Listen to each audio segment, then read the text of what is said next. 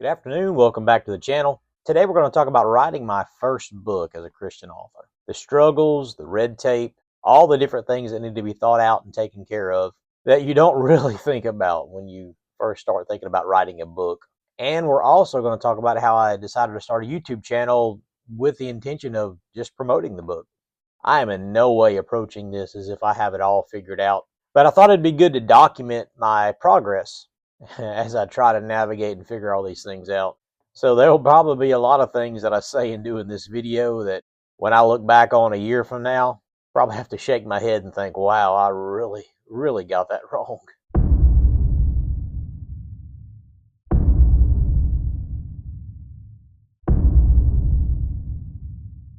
Now it is just too beautiful of a day to stay inside. I've been in my office all morning long, so it's time to get out and get a little bit of this fresh air and this Louisiana humidity. So let's be clear. Don't take anything of what I say in this video as advice of what you need to do. All I am doing is just documenting my journey, mistakes and all. And so, if anything, maybe learn from my mistakes. So the first thing in my mind that I had to decide was, am I going to publish in my personal name or under a business name? Starting my own publishing company. So I decided on the route of going with my own company. If I was only writing one book or just doing a one-off project, I probably wouldn't have bothered with that. But Lord willing, my goal is to write several books. I would really love to write a set of commentaries on the Old Testament minor prophets. One, because there's so little information on them, it's hard to find a lot of good information on the Old Testament prophets. And two, I love to read them. I love to read the prophets and see what they had to say. But not just the minor prophets. I've got several projects in mind to do down the road. A book on the life of Paul. I'd love to do a book on the chronological order of the Old Testament. There are some books out there, but they're very complex, very hard to follow, and which is kind of ironic because you would think that a book that puts the Old Testament in chronological order would be easy to follow. But I would love to do something just simple, concise, to the point, just to putting the Old Testament in chronological order. But the point in that is I would love to do several different book projects, not just one. So because of that, it made sense to me to start an LLC, to start my own company. So my next thought was what to name the company. I didn't want it to be plain or basic with no meaning or no relevance to it. But I wanted the name to have meaning and have weight behind it. I had one name in mind, but after doing a quick search, I found that it was already being used, and so I didn't want to go that route of maybe doing a different variation on that name, so I just decided to choose something different. So I finally landed on 1611 Publications. Now, there's no time to get into it on this video, but I firmly believe that God preserved His Word in the English language in the King James Bible. So I wanted to incorporate that into my company name or title, whatever you want to call it. Now, the next thing after I decided I wanted to do my own company, I decided on the name. I wanted to do a logo for the company. There again, somebody might say, well, that's trivial, but it was important to me. It's funny because I made 4 different designs and put them all on Facebook and asked my friends to vote between the 4. And ultimately, I chose the one that got the second most votes. The reason I didn't go with the first one was, well, because my wife liked the second one. So now after deciding to start a company, deciding on a name, deciding on a logo, I figured my next step was to form an LLC. And there are several different companies you can go through to form an LLC, not just LegalZoom. Ultimately, I ended up going with Taylor Brands. The jury's still out on whether or not I like them. They seem to be a lot cheaper at the beginning than some of the other companies, but as I went through the process, I quickly found out that they pretty much nickel and dime you for everything as you go through. Just to give an example, they wanted to charge, I think it was $99 for your EIN number for them to get that for you. Well, you can easily get that for free yourself on the IRS's website. So anyway, like I said, jury's still out on whether I like them or not, but that's who I went with. So then there's deciding on the formatting of the book and cover design. Am I going to pay to have that done professionally, or am I going to do it myself? I've been using Adobe's products for the last couple of years, designing different things for our church, different pages, flyers for our church. And I've really become accustomed to using Adobe Express. I don't know, a lot of people say that they use Adobe InDesign for their formatting and for their cover design.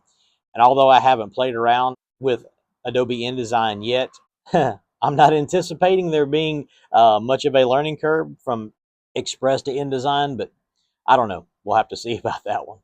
Now, the next question is, where do I want to get my book printed?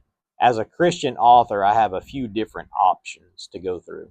I know a couple of different Christian book printing ministries that would print my book for me. I think I've ultimately decided to go through Amazon, through KDP. The other options would be cheaper, but I really like the idea of going through Amazon and them handling all the online sales for me. If I go with another publishing company, then I'll have to deal with the upfront cost of the printings, where with Amazon, I don't have to worry about that. And then if somebody orders a book, I don't have to worry about boxing it and shipping it myself. Amazon takes care of all that, which sounds very good to me. So then that brings us to the question of paid ISBN or free ISBN. Because if you print on Amazon, they do offer free ISBN numbers. And ISBN numbers are very expensive.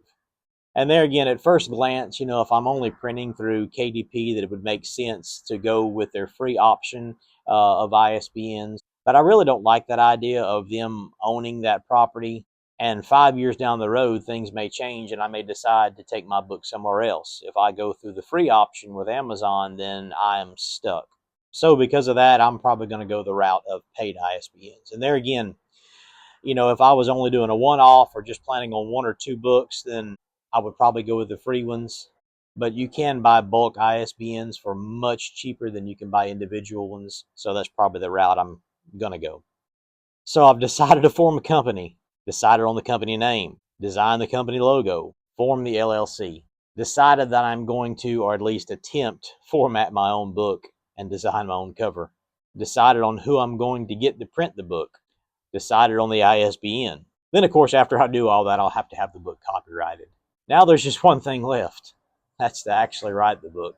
As of the filming of this video, I've got about 60 pages done of my first book. I figure the book will be between 130 to 150 pages after it's all said and done. So I'm almost halfway, if not halfway now.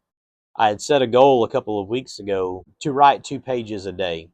I've since realized that that is not really reasonable, seeing as how I'm a pastor and the weekends are very busy and it would be very hard on Saturday and Sunday to get 2 pages done a day. So I've kind of backed that goal down a little bit now, and my goal is to get 10 pages a week done. So if I can get 2 pages a day, Monday through Friday, equaling 10 pages a week, then I'll be happy with that.